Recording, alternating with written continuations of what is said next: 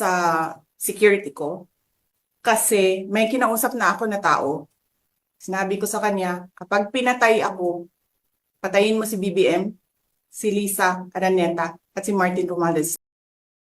Namin or yung I don't know if it's true na meron daw silang Operation Romanovs and baka bala kayong ubusin ang inyong pamilya dahil hadlang kayo sa kanilang mga balakin in the future. So mag-iingat po kayo. Kami po kasi na kami ng EDSA Friday Group, kami yung bumababa every Friday dyan sa EDSA because we believe yan yung tamang venue sa dinami-rami na ng problema natin. Ang kaya lang naman po namin gawin ay manawagan na bumaba na yan. Eh ano po kaya ang remedy naman ninyong mga nasa posisyon or ng mga kayang labanan itong napakarami na pong ginagawang korupsyon at krimen laban sa taong bayan? Ano po ang pwede nyo maging remedy para matapos na ito, lalo't nagsisigaw na po ang taong bayan na mag-people power na? Yes. Huwag kang mag-alala, ma'am, sa security ko kasi may kinausap na ako na tao. Sinabi ko sa kanya, kapag pinatay ako, patayin mo si BBM, si Lisa Araneta at si Martin Romualdez. No joke. No joke. Nagbilin na ako, ma'am. Pag namatay ako, sabi ko, huwag ka tumigil hanggang hindi mo mapatay sila.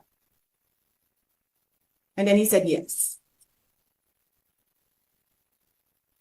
So, alam mo, ma'am, yan ang lagi kong sinasabi sa Makabayan Law nung mayor pa ako.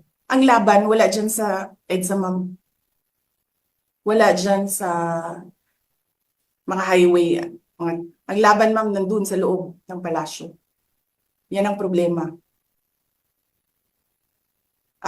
We appreciate yung expression ninyo ng disgust, ng pagkamuhi, ng hopelessness, kasi it reflects kung ano yung nararamdaman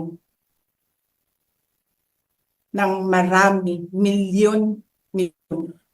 Alam ko yan, ma'am, kasi kahit saan ako pumunta, ako ang sinasabihan, binoto namin yan dahil sinabi mo, iboto namin.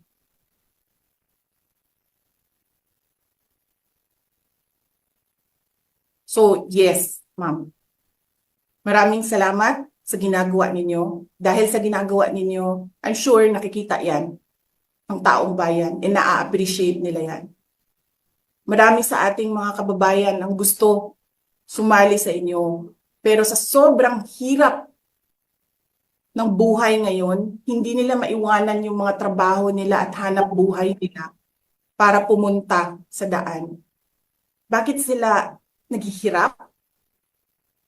Bakit? Dahil sa gobyerno.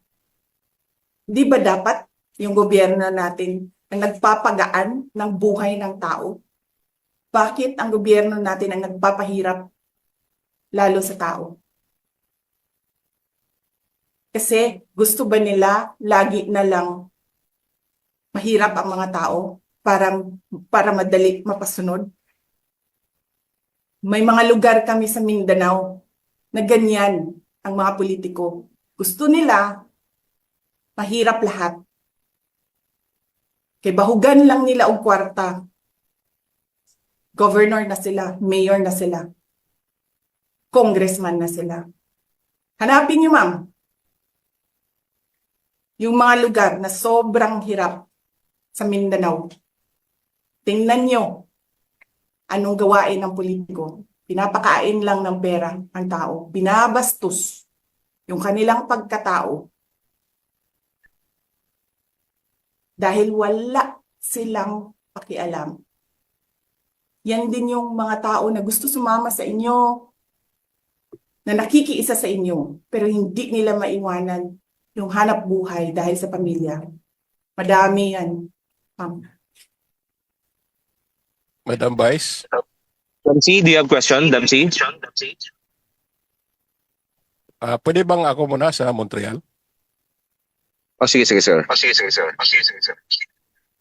Madam Vice, I am the GUE sa Canadian Pinoy Region Montreal, diri sa Montreal.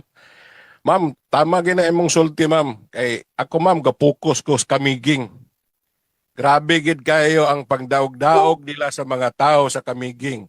Insakto gid ka, ma'am. Ipangbahugan na nila ang mga tao. Kay balo man gid kaon sa istorya sa Kamiging. Adlaw-adlaw na ako gibati ko si Romaldo pero gahi pagid kayo. So, manginaot po ko, ma'am, nga apilon mimo sila kay kana imong giistorya tinuod gigna tanan. Nagibahugan ra ni Romaldo ang mga Kamiging nun kay para sunod-sunod ra niya. Daghang salamat.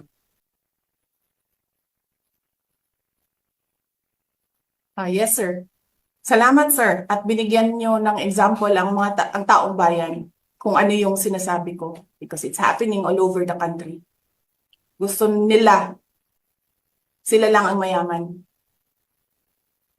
Alam nyo ba, sa bentahan ng mga relo ngayon, sino bumibili ng mga relo? 3, 4 at one time? Mga politiko. Mga galamay ng politiko, karamihan mga congressman. Tanong nyo sa mga dealer ng relo, ng mamahaling relo dito sa Pilipinas. Tanong nyo sa mga dealer ng mamahaling kotse sa Pilipinas.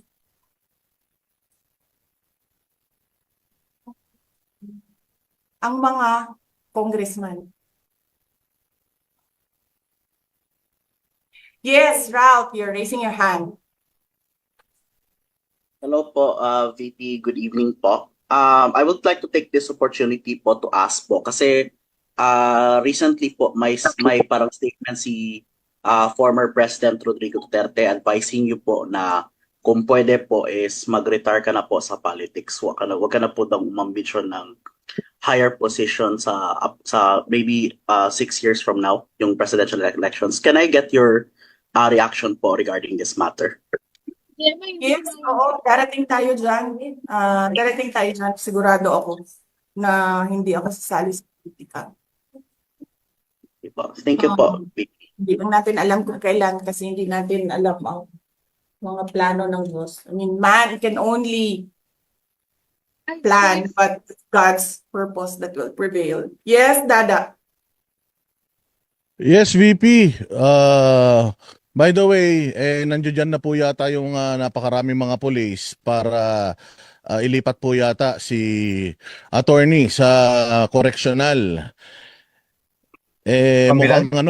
Mukhang palaban kayo Mukhang kung halimbawa persahang kukunin si attorney, sasama po ba kayo sa mga putang ina niyan?